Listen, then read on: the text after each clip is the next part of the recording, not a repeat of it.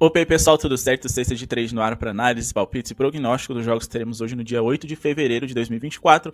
Hoje, uma rodada especial, diferente, complicada, porque acontece que hoje é a trade deadline, onde os times têm ali como data limite fazer os seus ajustes, as suas trocas, para poder seguir essa temporada de 23-24 em busca do título da NBA, ou seja lá, de qual for a pretensão da franquia. Então muitas mudanças estão acontecendo, por isso a gente deu uma segurada no vídeo, estamos lançando um pouquinho mais tarde. Ainda assim, tem o risco desse vídeo ficar desatualizado, justamente porque alguns jogadores das franquias que vão jogar hoje podem ser envolvidos em trocas, e essas mudanças podem impactar completamente nos resultados. Então vamos tomar bastante cuidado. Ontem tivemos um desempenho perfeito aqui no YouTube, e lá no nosso grupo VIP, chamem no WhatsApp para poder terem as informações, os nossos guias, e-books e também participarem do grupo VIP mais completo que vocês vão encontrar. Nós também indicamos os favoritos, as melhores zebras, tips exclusivas com odds superiores, além, é claro, dos melhores jogos para você explorar em pontuação over-under, jogos que você deve evitar, etc. Mas o que eu tô querendo dizer é que lá, hoje, especialmente, a gente vai fazer algumas dessas atualizações a respeito das mudanças, de como isso pode impactar nos resultados das partidas e nas tips que a gente passa aqui no YouTube para vocês, por isso é muito importante que vocês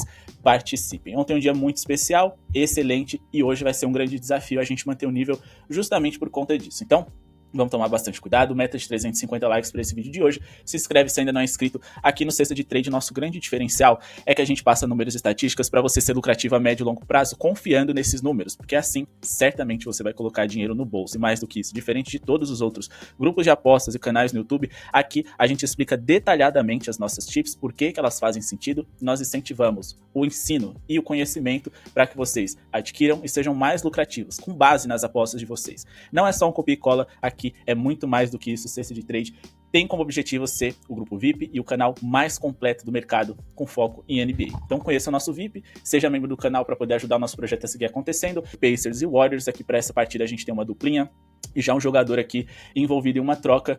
O Buddy Hield, um dos melhores arremessadores de 3 dessa franquia, foi trocado para o Philadelphia 76ers, mas o mais importante é quem chega para o Indiana Pacers não joga, porque não vai dar tempo. E quem saiu também não joga. Então, o que a gente tem de base é que o Buddy Hield não estará em quadra e os novas aquisições também não.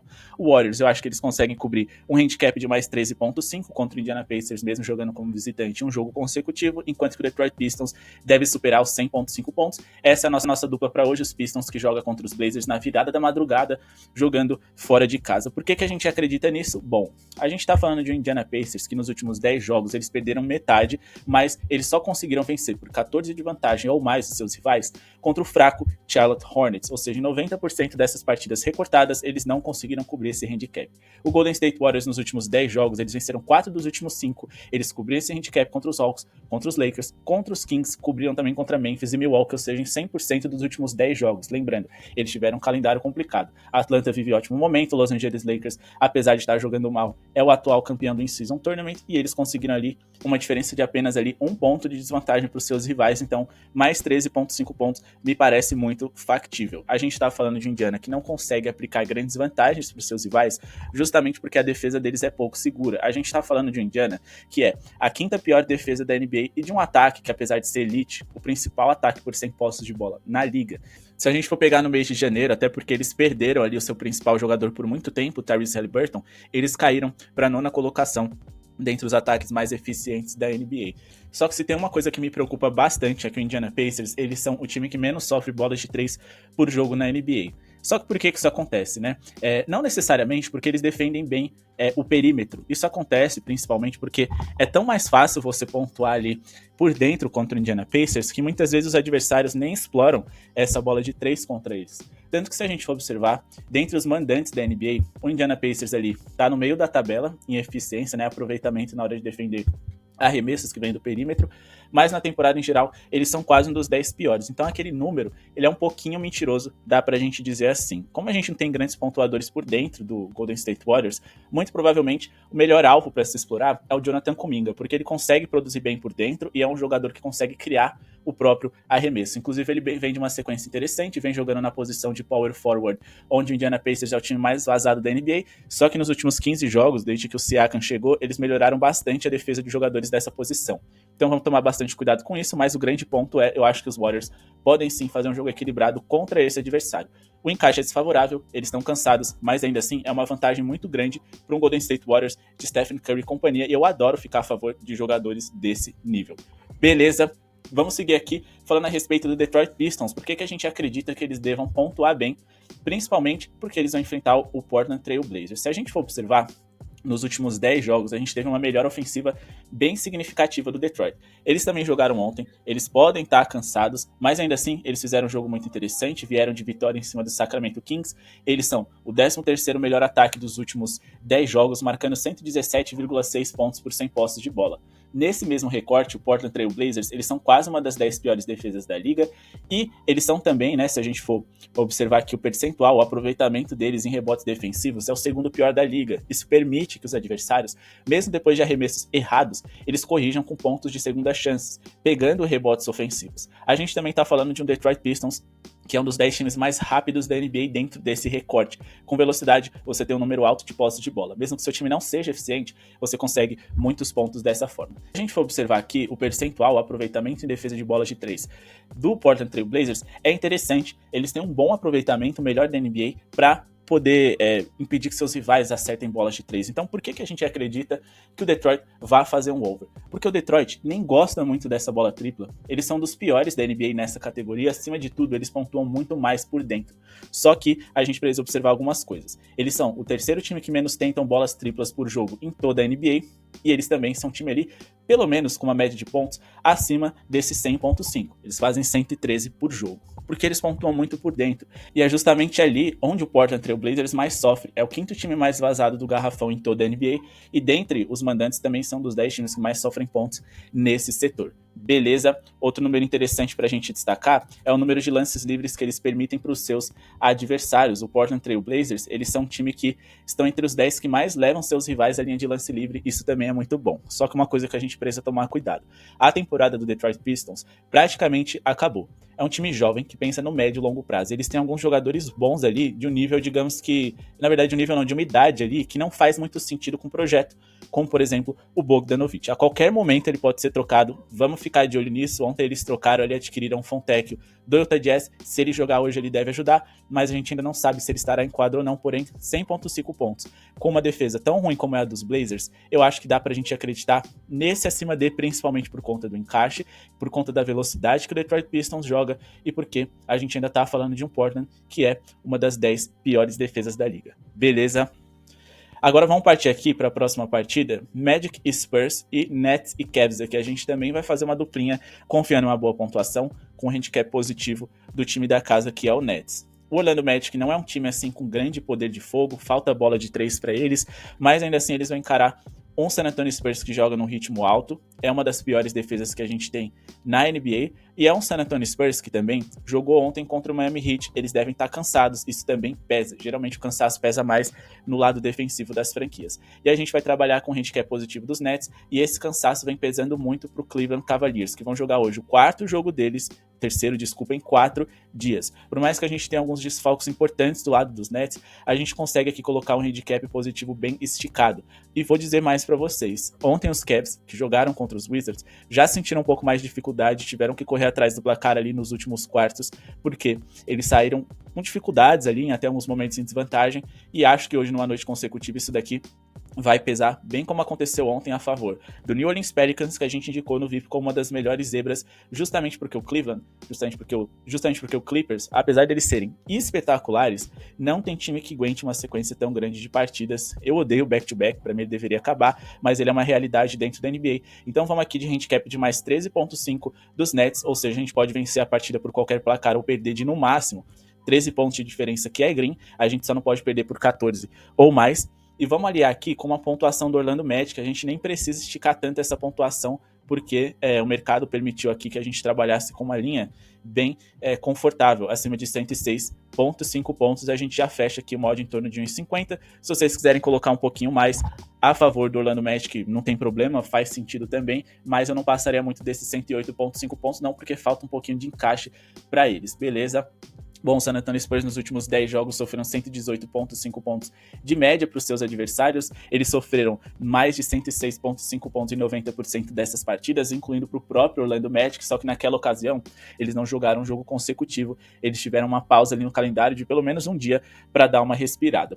A gente está falando aqui de uma equipe do San Antonio Spurs que, apesar de ter o Victor Wembanyama, ainda é um dos 10 times mais vazados do garrafão em toda a NBA. E esse é um setor onde o Orlando Magic costuma castigar bastante os seus rivais. Se a gente for aqui para essa questão de lances livres por jogo, a gente está falando de um Orlando Magic que é um dos times que mais batem lances livres na NBA. Isso porque eles não têm um aproveitamento tão bom, então seus adversários geralmente apelam para faltas, para poder dar uma segurada no ímpeto deles. Não é uma coisa que o San Antonio Spurs costuma muito fazer, mas pode ser uma forma ali, até por conta desse cansaço, deles chegarem atrasados na jogada, isso facilitar um pouco alguns arremessos mais fáceis para o Orlando. A gente tá falando de um Magic que geralmente tem dificuldade de pontuar porque seus armadores não são grandes pontuadores. Só que o San Antonio Spurs é o segundo time que mais sofre pontos para armadores em toda a NBA e é uma boa notícia por si só para nossa equipe, porque a gente tem aqui alguns dos jogadores que não costumam contribuir, favoráveis aqui do Orlando Magic, podendo contribuir com a pontuação hoje também. O San Antonio Spurs é, nesse momento da competição, a 7ª pior defesa da NBA e também são o 5º time mais rápido. Seus jogos geralmente são com muitas posses de bola, o que também ajuda nessa nossa tip de hoje. Outra coisa importante também de se destacar, o aproveitamento em rebotes defensivos deles não é grande coisa, enquanto que o aproveitamento em rebote ofensivo do Orlando Magic é o 7º pior. Então eles podem corrigir arremessos errados com pontos de segunda chance nessa noite de hoje também. Beleza? Outra coisa que a gente também precisa destacar é em relação a alguns confrontos recentes do San Antonio Spurs, onde eles permitiram um aproveitamento muito grande nas bolas de 3 para os seus rivais. Não que o Orlando Magic vai explorar muito isso, porque eles não têm tanta bola de 3, mas é melhor que a gente tenha um rival ali que permite muitas bolas triplas, né? É o 5º com pior aproveitamento em defesa no perímetro em toda a NBA e jogando fora de casa é o 3º pior aproveitamento, então isso de alguma forma pode ser positivo para nossa equipe, porque é melhor do que enfrentar um adversário que defende bem o perímetro. Agora, como os Nets podem cobrir esse handicap diante do Cleveland Cavaliers? A gente está falando de um Cavs que alguns dos seus principais jogadores acabam de voltar de lesão, ainda estão pegando ritmo, Evan Mobley, Darius Garland, então eles vão sentir bastante aqui essa questão de jogos consecutivos. As coisas ficaram muito nas costas ali do Jarrett Allen e também do Donovan Mitchell principalmente, só que isso deve pesar numa sequência tão grande de jogos que os Cavs vêm atravessando. Eles jogaram ontem, não vão ter nem 24 horas de descanso para hoje, e se a gente for observar, apesar do desempenho espetacular de 9 vitórias nos últimos 10 jogos, na nossa equipe a gente não precisa vencer eles não, a gente só tem que cobrir esse handicap.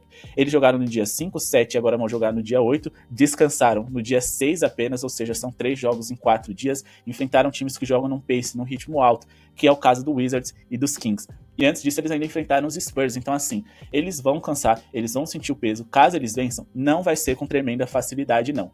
Outra coisa, a forma mais fácil de você ferir o Brooklyn Nets geralmente é no perímetro, eles são uma das piores defesas de bolas de 3 da NBA, sendo o 6º pior aproveitamento em defesa de arremessos que vem do território triplo, e é um time ali que não sofre tantos pontos no garrafão. Por que eu tô dizendo isso? Porque o jeito em que é mais fácil de você ferir o Brooklyn Nets, ou seja, pontuar e abrir uma vantagem, é um caminho no qual o Cleveland, apesar de ter melhorado muito ofensivamente, eles não são muito apegados. Tanto que os Cavs são apenas o 20º time em aproveitamento no território triplo da NBA, porque sinceramente eles não têm arremessadores espetaculares ali, principalmente na sua rotação. Eles jogam com 2 pivôs que não arremessam de longa distância, no caso o Mobley e o Jarrett Allen. O Donovan Mitchell, ele sempre tá muito visado, então ele tem que forçar muito esses arremessos de 3. E o Struz e também o Georges Niang, que geralmente substituem, eles não têm ali tanto volume de jogo para poder produzir muito bem no território triplo. O único jogador ali que pode ajudar bastante é o Darius Garland, que pode ficar livre em muitos momentos, e o Merrill, que vem jogando bastante, mas é um jogador ali que veio da D-League e que não tem tanta sequência assim de jogo para poder produzir em jogos mais importantes, beleza? Então, tendo tudo isso em vista, eu acho que os Nets, que tem um encaixe até ok aqui, pelo menos defensivo contra os Cavs, jogam em casa e estão mais cansados, eu acredito que eles segurem aqui uma boa diferença no placar. Agora vamos falar de Knicks e Dallas, a gente tem aqui o Knicks com muitas dúvidas. Robinson tá de fora, Julius Randle e o Giannunobi, seus 3 jogadores da parte de frente da escalação, não jogam hoje. E aí sobra o Jalen Brunson, que é dúvida. Aqui no Hotwire, a gente tem o Jalen Brunson dado como uma séria lesão aqui, né, no calcanhar. Então a gente precisa ficar de olho, a chance é muito grande dele não jogar, então consequentemente eu acho que o Dallas sai na frente e deve vencer esse jogo, por quê? Esse é aquele tipo de aposta que a gente já tem que fazer agora. Se o Jalen Brunson jogar, a gente tenta operar no ao vivo, sair ali com alguma margem de vantagem, e o Dallas tem chance de vencer, mesmo com o Jalen Brunson à disposição do outro lado. Porque o Dallas, acima de tudo, eles sofrem muito no garrafão. E os 3 jogadores ali que jogam mais no garrafão do New York Knicks nem estão à disposição, então assim, acho que eles não vão correr tanto perigo assim. Só que a partir do momento que a gente faz essa entrada, antes do jogo começar, contando com o Luka Doncic e Kyrie Irving na escalação, quando confirmar que o Jalen Brunson não vai estar em quadra, vai ser melhor ainda para nossa equipe. Outra coisa, o New York Knicks busca ali a troca do Bogdanovic. Vou até dar uma olhada aqui nesse momento se eles já fecharam essa troca, porque é um bom arremessador de 3. E a gente tem que ver o que eles vão oferecer para poder adquirir esse jogador. Ó, confirmado, Bojan Bogdanovic chega para o New York Knicks. Por que eu estou destacando isso daqui? Porque é um jogador que ia contribuir bastante hoje, mas ele foi trocado agora, ele não vai jogar, não vai dar tempo, é impossível que ele esteja em quadra hoje, jogador do Detroit Pistons, apesar de ser pertinho ali, né, ele não vai ter nem tempo de se adaptar à equipe, enfim, não vai jogar, esquece. A gente precisa ver aqui também o que o New York Knicks ofereceu em troca, pra gente poder entender o que aconteceu. Bom, eles ofereceram aqui o Quentin Grimes, então o Jalen Brunson vai perder mais um armador caso ele não jogue, que geralmente substitui ele.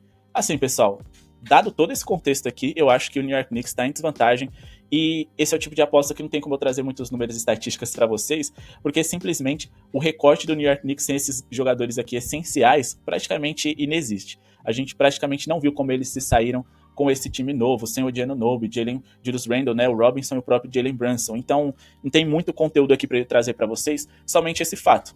Onde o New York Knicks teria mais facilidade de pontuar contra os Mavs, que é por dentro, o Dallas não vai sofrer tanto com isso, porque a equipe do New York Knicks está sem o seu frontcourt inteiro. Então, eu acredito que o Mavericks vence, mas vamos ficar de olho nisso. Falando agora de Memphis Grizzlies e Bulls, o Memphis Grizzlies joga em casa, mas ainda muito desfalcado, né? É um dos piores mandantes da NBA, sem o Oladipo, sem o Desmond Bane, Marcus Smart, Ja Morant, Brandon Clark, Lamar Stevens, Derrick Rose é dúvida, dificilmente vai jogar, bem como Jaren Jackson Jr., Xavier Tillman foi trocado, né, pro Boston Celtics, assim. Esse Memphis está em frangalhos, é um dos piores mandantes da NBA. Eu não gosto de colocar dinheiro favorável aos Bulls, mas o meu palpite vai ser handicap de menos 2.5 para o Chicago. Eles enfrentam um Memphis que perdeu 6 dos últimos 8 jogos jogando em casa. Ele só tem 5 vitórias nos últimos 20 jogos como mandante, e algumas dessas vitórias contra times ruins, como o San Antonio Spurs, por exemplo, e o Utah Jazz, que estava ligando praticamente nada para o campeonato aqui nesse mês 11. Então, eu acredito que os Bulls são favoritos. Claro, algumas trocas podem acontecer. Esse Chicago Bulls ainda acredita nesse núcleo aqui de DeMar DeRozan, Alex Caruso, etc. Então a intenção deles é brigar para vencer. Eu não acho que isso vai acontecer, mas contra o Memphis Grizzlies é possível, mesmo jogando como visitante, onde o Chicago Bulls, inclusive, muitas vezes é menos instável. Então vamos de handicap de menos 2.5 para o Chicago. E aqui no jogo entre Bucks e Timberwolves, vamos trabalhar com uma pontuação. Aqui eu quero uma pontuação total. A gente tem aqui o Damian Lillard, que não jogou a última partida, e além dele tirar um pouco a pontuação dos Bucks, a defesa do Milwaukee melhora quando o Damian não tá em quadra. Hoje, como ele deve jogar, porque o último jogo ele só descansou, a gente vai aqui de acima de 221.5 pontos totais, com base na seguinte argumentação. Os Bucks, nos últimos 10 jogos com Damian Lillard, marcou 118 pontos de média e sofreu 120, o que significa que a gente tem uma média de 238 pontos nos jogos em que o Milwaukee Bucks fez com seu camisa 0. Isso que eles enfrentaram alguns times bem under, como o Portland Trail Blazers e o Detroit Pistons, que pelo menos, no geral, na temporada, em relação à produção ofensiva, eram under. Eles melhoraram, mas ainda assim, jogos muito bem pontuados. A gente teve aqui mais de 230 pontos nos últimos 3 jogos consecutivos. A gente só ficou abaixo disso aqui contra a equipe do Cleveland e também contra o Denver Nuggets, que é um time que joga no ritmo mais lento, mas sempre ali perto dos 221 pontos, que é o que a gente busca para hoje. A média é muito interessante. E o Timberwolves, que é um time que não tem um ataque tão eficiente assim, tem ferramentas para ferir o Milwaukee Bucks. A gente está falando de um Bucks que, em relação a pontos feitos por jogo, é o segundo melhor da NBA. A gente também está falando de um time que é um dos melhores no território triplo, o quinto que mais faz bola de 3.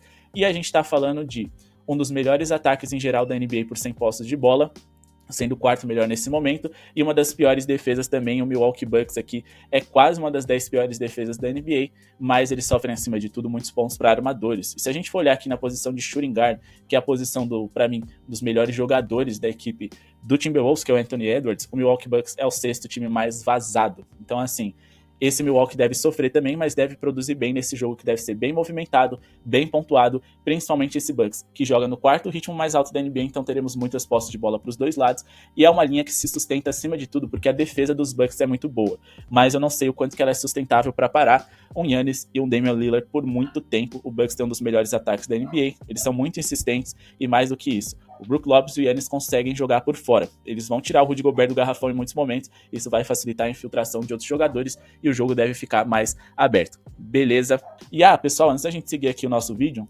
não se esqueçam de conferir o nosso grupo VIP, o menor preço do mercado, o nosso canal Basquete em Link tá aqui na descrição.